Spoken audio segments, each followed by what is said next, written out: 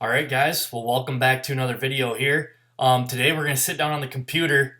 We are just like 5 days away from bow opener here in Minnesota and Wisconsin, which is just crazy. So we've been out of the field for the last couple weeks, which is why there isn't a video out there. We've been just kind of leaving it alone. Don't want to pressure it anymore. And we have some really nice deer showing up, by the way, but wanted to sit down and then just kind of take a step back on why we're doing what we're doing with the property and really break it down here for you. So I have Google Earth pulled up. The first thing I want to talk about is why this farm. I told you in one of the first videos I was one of the pickiest buyers there was out there. And what I was looking for, if you zoom out, you can see the property lines here, but you can see all this big timber that surrounds it. And what that's going to do is it's just going to hold so many more deer. It's going to help with all of them food plots with the drawing power late season, which this year with the drought isn't really going to be our key, but just the amount of deer we're going to be able to draw to the farm at some point.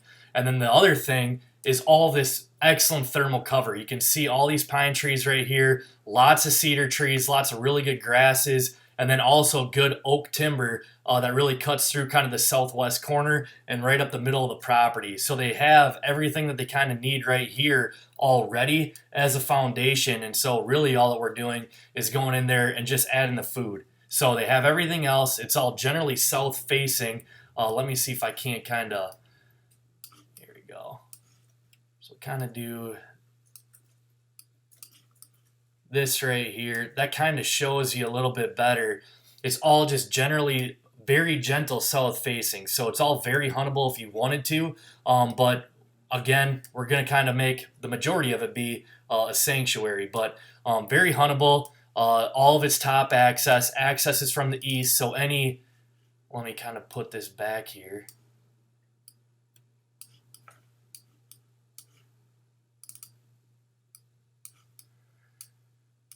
Here you go. So then any north, northwest, or west wind, we're parking right here and we're walking in and we're going to be able to kind of dissect the property just how we want to, have low pressure on there, and it's going to work out really good. So the first thing that we did after purchasing the property is we put in a road system. And so I'll highlight all of that here. So this is a road system we initially put in. You couldn't get a four-wheeler Ranger pretty much into any of this back here, and it wasn't even that easy to really even get in through here. So that was the first thing that we did. Went in there right away this spring, got that in, and that made a huge difference already, especially with the turkeys, because I love thick, nasty cover when it comes to deer hunting. I think that it's awesome bedding, and it's really going to help hold more deer, but it was almost too thick. It was pretty brutal getting in there, and turkeys, especially this springtime, I got to hunt it just a couple of times, but it's really tough to even get birds in there to work. They're around the property a lot, but other than some of this open timber down in here, it was just really tough to get them to work a whole lot. So you've noticed over the trail cam pictures, we've got a crazy good flock of turkeys in here all the time, enjoying the open food plots more now. They're on the road system like crazy, and this next turkey season, you'll really get to see how we're using that road system to kill these big toms, and you're going to make them commit that much better to a call. But so that was kind of the first step as a turkey hunter. That's what I love to do is I love shooting turkeys on logging roads on the interior.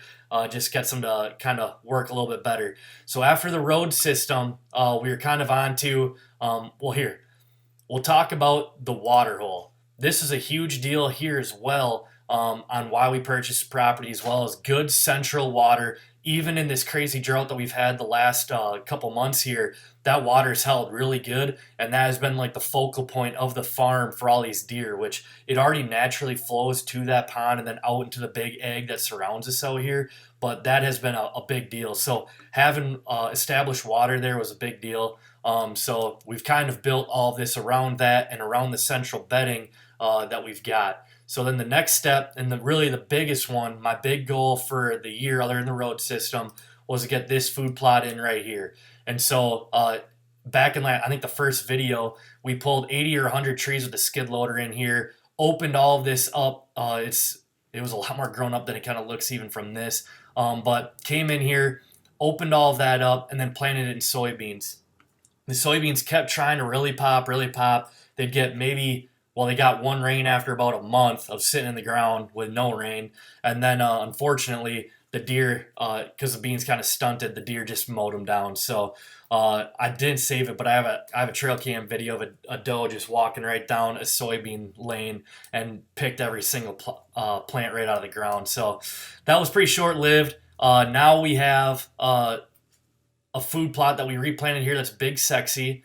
And then we put a box blind right here on this little terrace or dike. And Big Sexy's right here, all within bow range. That scrape post we put is right here at about 20 to 22 yards. So Big Sexy replanted here, and then Green Machine by Domain planted right here in the bulk of it. And that's just going to be able to catch the majority of the deer initially coming out of bedding in the sanctuary here. They're going to be able to get that browse pressure a little bit better before they walk right through that little pinch here and walk within bow range, hitting that scrape post and hitting the Big Sexy. So that's what we're going to do now. We'll probably cover it if we get another rain here. We're already September 11th and still really no rain in the forecast, but we're going to try and get in there and do another cover with winter rye in there and really try and get some kind of food in there. But overall, I'm really happy with how it did turn out. Next year it'll be kind of a different deal. We'll get soybeans grown in there. We're gonna plot screen this off better. That was another thing. We planted that and it just never really got the rain, so it grew. It's about knee high to waist high right there, but we need that to be a little bit better with the house right here on the neighbors. We just want to shelter that off just a little bit better. This hill already blocks almost the entire food plot off, but just one more thing to make them feel a little bit more comfortable in here during shooting light. So that was a big thing. I was super happy again with how that turned out. So plan B, or the next step, was these two food plots right here. We had a little bit more time to get something in the ground there initially, thinking we're going to plant probably early August with the Domain products here as well. So this is Comeback Kid and Hot Chick and an apple orchard. So there's actually 4 apple trees right here, right off of the pond that they're already hitting. And these trees are loaded with apples. So that's been, again, kind of playing right off that water, the big draw. Deer in here all day, every day. It doesn't matter if it's 100 degrees, 60 degrees. They're in there nonstop. So cutty links are firing off like crazy right here. And we have a stand down here, hoping our thermals will kind of get drawn down with the pond.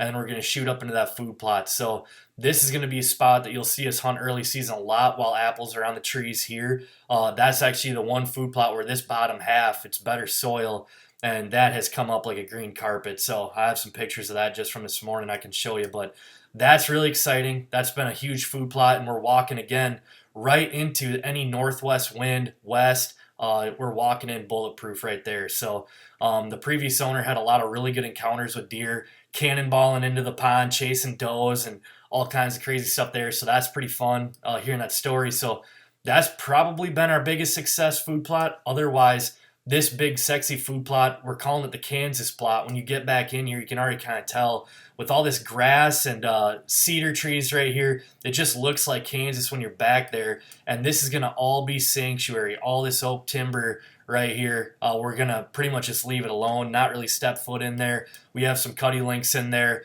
that is kind of telling us a story on when to hunt it and how to hunt it. And so we're just going to stay out. We have another box blind that we put up right here. And I already know from trail cam pics and food being here for 3 weeks now, that's going to have to get moved over to here. I don't know if we're going to do that in season or wait and just see if something doesn't change as the season progresses. But all these deer coming out like this right now, and they're hitting that scrape branch now, or scrape post already right now. But I think we're going to have a harder time kind of cheating the wind than I thought. So this might end up getting put over here, and then we'll come in on that Hot Chick Road. And then any north, northwest, or west wind again will be pretty good. But this is an old hinge cut that the previous owner had already done, ridge top. And then we had some of these crazy storms that would go through. Either we weren't getting any rain or we were getting 70-mile-an-hour winds, and they knocked down some of these trees. And so there's already kind of a natural hinge cut right there again in the bottom on top of what the previous owner already did. So this is awesome, thick bedding, lots of acorns through here. And just something we're going to try and draw them out and catch them staging before they hit the big egg on the neighbors. So that's kind of the deal. We do have a stand up here to catch deer traveling through on the rim here, checking thermals in the morning. this is going to be a really good spot. A lot of deer moving on a trail cam I have here. And we also have a trail cam or a tree stand right here. All these box elders are hinge cut, and it's so thick and nasty. They can get in there in bed, but it's almost too thick. So they have really wore down a trail working this edge. And we have a tree stand right here where, again, any north, northwest, or west, it's only a broken record, but it's the predominant wind. That's when we're trying to hunt, is when them cold fronts are coming in. It's my favorite time to go. And this is another killer spot to catch them cruising. And then off of all this big timber to our northeast, any of these deer working this funnel coming down one of these two right here, they hit this timber. And this is where we get a lot of our summer pictures already, as they're kind of in and out.